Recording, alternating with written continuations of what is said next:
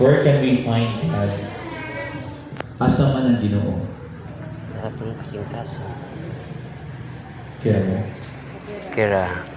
ang Ginoo wala sa hangin, wala sa kalayo, wala sa limot, wala sa baha. Where can we find God today? In a tiny whispering voice, sa gamay na tingog.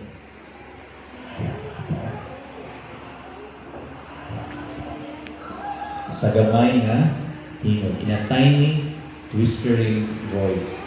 Just like a spirit. You cannot see the spirit, but the spirit is present. Try not to breathe, and you are dead. Kira mo?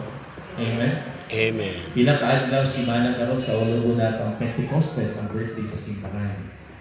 This is the limit of empirical science, science, technology plus AI. Because the mystery tells us that we can understand God, but we cannot fathom God. No wonder science is a rivalry to God. Why? Science tries to reduce God in terms of the senses. Tungod ba kay dili makita, dili tinuod?